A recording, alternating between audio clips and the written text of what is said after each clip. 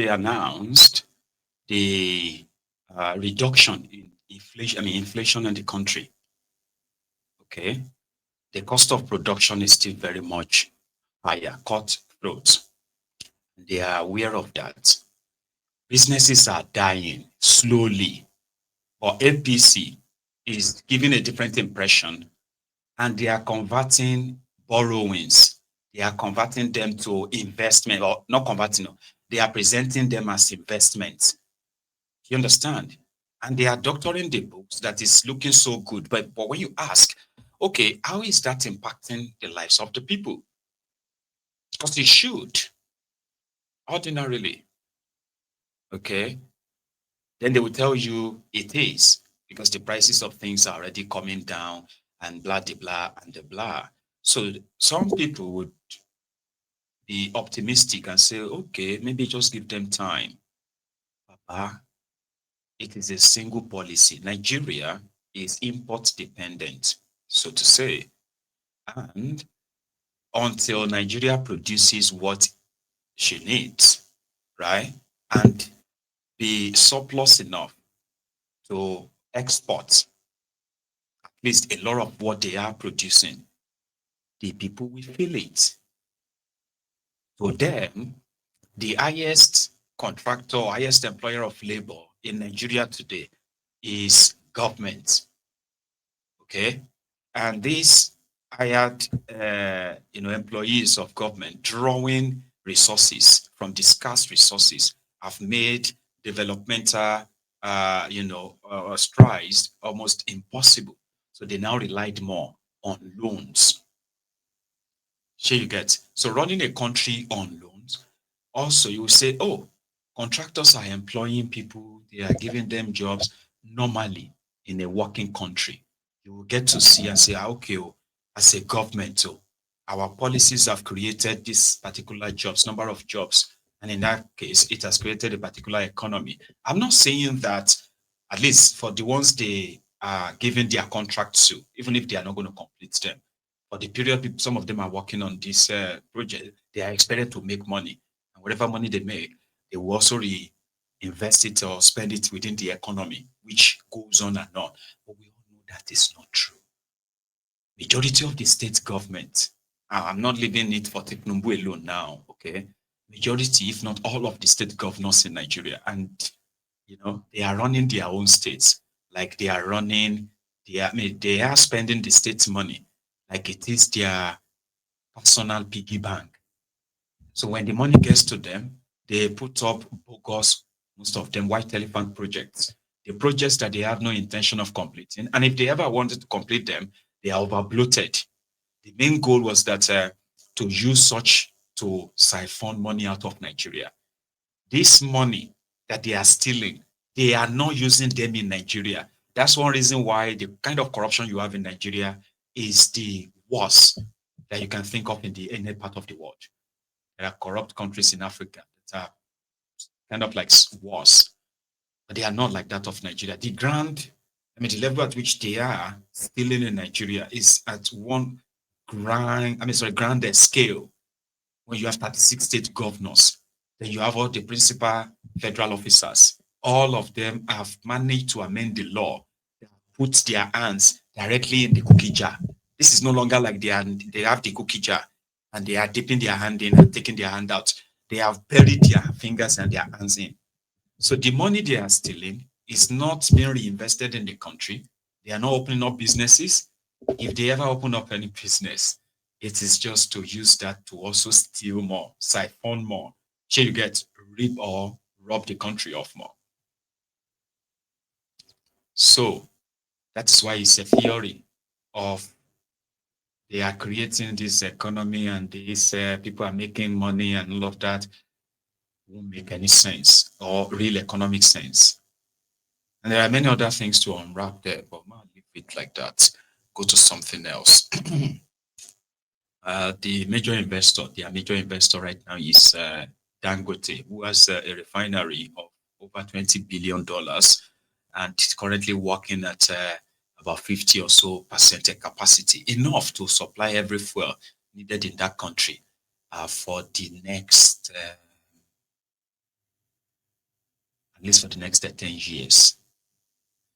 I have seen the number.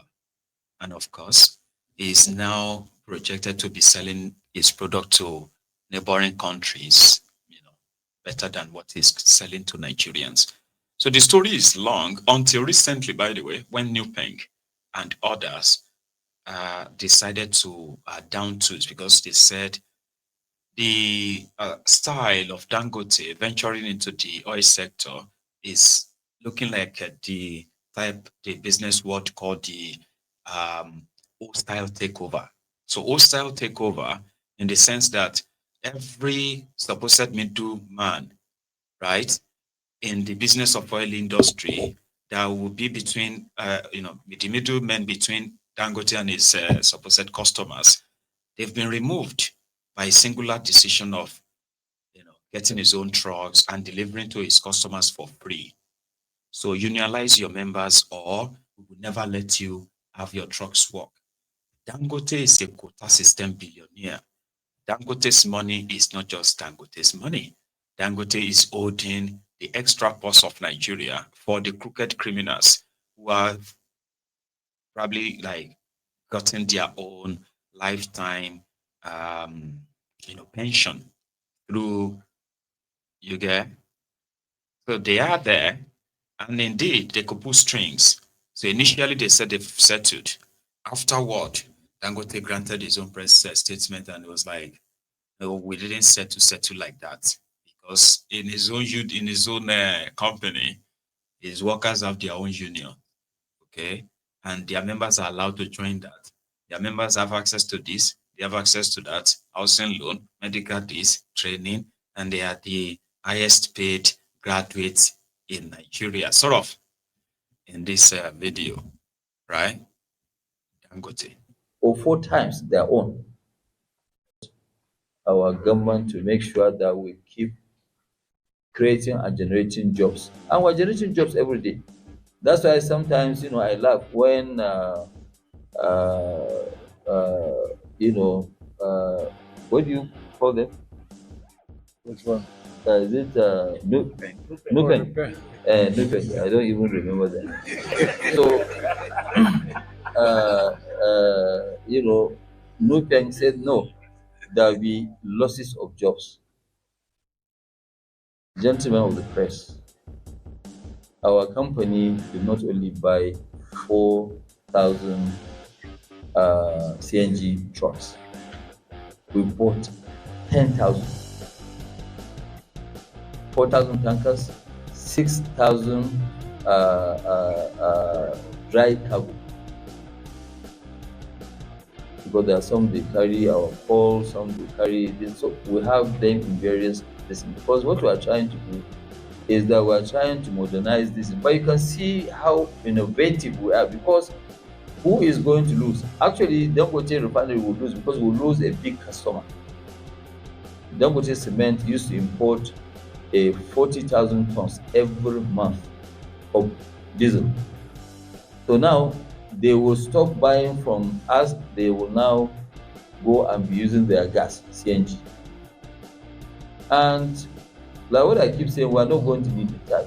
So as soon as people now realize, because those trucks, when they came, the CNG, they didn't cause attention. Because the one that cause attention are the tanks. The tankers are the one that actually cause the attention. But those ones they came, now we have already launched almost 4,000. And before end of the year, the remaining 2,000 will arrive. Because even today, we have a ship that brought about 200. Every day they will be arriving. By end of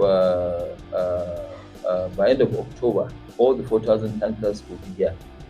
But by end of November, we'll have total on the road 10,000, I think 250 total.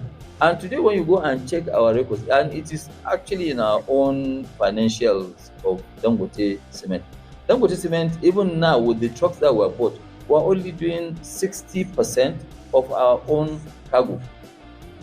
We're not trying to take anybody out of the market. These trucks we launched, we didn't stop anybody from his work. You are saying that there will be lots of jobs. Are our own tankers going to be driven by robots? There are no robotic trucks now. There are trucks that, yes, and by the time you take a workshop manager, mechanical, electrical, okay, people who look after tires, people who look at logistics, movement of the truck, dispatch, back office, every truck is about 6 people. So these 4,000 trucks they are fighting over, it will create 24,000 jobs. You get that? So in his statement, he said, why did any other person probably do it? Like you can also go and bring your own trucks. But the point is not bringing trucks. The point these guys were making was that number one, on 4,000 trucks alone, Nupeng will be making nearly 1 billion naira every month. Every time the trucks load, so for their union members. But there's good side, and that good side is that they can be able to look into the employment contract of Dangote and see that the interest of their members who are Dangote staff, their interest is protected. So sounds good, like a win-win. Okay. But Dangote was like, no, that's not okay. Because there's no law that says I have to work with you. I don't have to. And what you are saying as your reason why you are objecting to these trucks is that, okay, you are probably going to be out of jobs. No, you can join us and become a Dangote truck drivers. And then you get paid and all that. So then we'll be driving their own trucks or the trucks they currently have. And they're like, well, that will be up to you. That's not up to him. So they call that hostile takeover. It's like Dangote has all the advantage. Do you understand? Like it's got all the advantages and they've got nothing. It's holding the biggest, kind of like at the stretch of the stick. They are holding the tip. And eventually it's going to drop.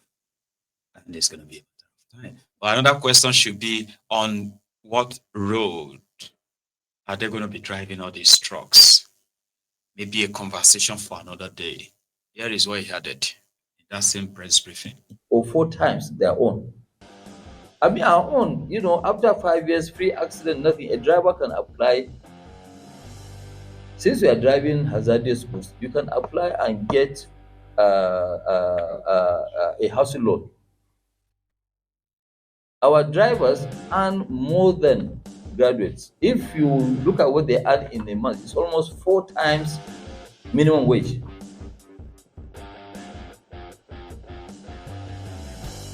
And you are saying that no, don't create jobs. If you look at it, that's why I said that my people, when you got here, I'm sure my people took you around and show you some of the trucks. And please go and ask anybody. I don't want to tell you, but go and ask anybody. It's not every truck that you can load here. With just a spark from the silencer, the whole place can catch fire. But see, some of them when they come, we have to manage because we actually don't have trucks. And I can show you, by the time we load Tuesday, Wednesday, Thursday, and Friday, Saturday, Sunday, and Monday, you see the volume will crash because the trucks are not there. They are talking about 30,000 tankers. It's not true. Nobody has 30,000. 30,000 where? For where? How? What do they carry? So to actually, ask all these things and say, no, you know what? Let's make even life easy. Okay, because the question of you joining a union, if you look at the act, I think it was section 12, subsection 4 or so, it said that it's voluntarily. You have to volunteer to join a union. Even religion is voluntary now. I can't force you to be a Muslim if you are a Christian. You cannot force me to change my religion. I will choose. And if I think I'm doing the wrong thing, tomorrow I will decide I'll move and change to another one. So it is not a question. Nobody will lose any job.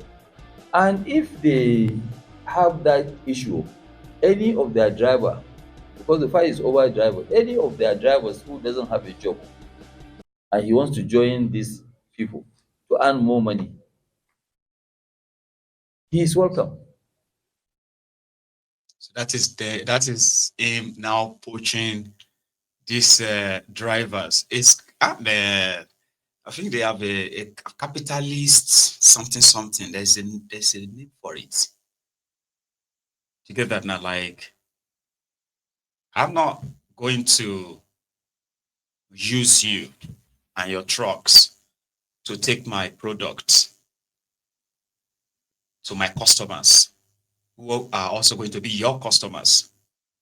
So I'm not going to let you out because it is not only, I mean, it is not enough for him to refine the product if the product can get to his end user. And with these guys, he can, I mean, they can interrupt his operation. So he went on, got enough trucks that he believed could move enough product across the country. He now bought existing filling stations, signed a deal with the existing filling stations, some of them who were also willing I mean, who had over 4,000 outlets across the country that are now willing to collect his products. So he's now saying it to them that I'm going to deliver it to you for free at no extra cost. So that number one, he has already sold the customers, the end user, the retailers, or these filling stations. He sold them with that offer. So those ones will be like, okay, they don't have to deal with all these truckers or no pen or anybody. They don't have to. Sorry, I think my screen froze. Was it? Anyway, so that's a good offer for them. So if he can deliver, they are fine with him. Now you see the truckers who believes that he's taking that power away from them, right? And they said, you know what? The reason why we have to fight is because our truckers, our truck drivers, they will be out of jobs if they are not supplying these outlets. Do you understand? Because if you're already supplying them, that simply means they won't even buy from us or from the marketers or something. And he was like, okay, if your drivers are going to lose their job, what I have just done will give you 24,000 new jobs. It's up to them if they want to come. That is him now poaching the supposed driver that's meant to stand with Nupeng one by one. They will be taking his offer. They will be selling their trucks away or probably just leave their trucks and they will work for him. So he will now be the one in control of both customers and workers, drivers. You understand that process, right? They have a name for it in maybe in a business or economics, or I can't remember. But I shall know there is a name for that tactic. Yeah? Your landlord gives you quit notice. You turned around and bought the house, and you allow him to rent a room, and you became his landlord. You remember what I mean now? Like you probably have heard that before. Yeah? Your landlord chased you out of the house, and then you turned around and you bought the house, and they became your tenants, living in one room. That's exactly what Dangote has done. It's more or less like you've got no choice. You've been boxed to the corner. You all have to come back and ask him that, how can you help me then? How can you help us? We know that, all of us are not with them. We are with you, sir. Please help us. Kind of hostile takeover. But it's not really taking over anything. It's just cutting them off, I would say, right? But let's go to something else as well. Okay. This time it was another tragedy, an incident that happened in Lagos Island yesterday. Mandilas caught fire. Many offices, shops, businesses were completely destroyed. But before the destruction was completed, the evacuation of the occupants of this building, like there is no emergency exit, or people just didn't follow it. Somehow, majority of them got evacuated via windows, including top floor windows where people had to smash through these windows to get evacuated and rescued. In all of that, it's more or less like there was no emergency services around early enough. I think they finally got there though, but thugs, area boys were there to harass sports. I'm sorry, journalists, reporters, and wherever everyone from covering the space. But there were videos, amateur videos that made it to the internet. You probably have seen some of them. I have too, and I want to share some with you. So viewers' discretion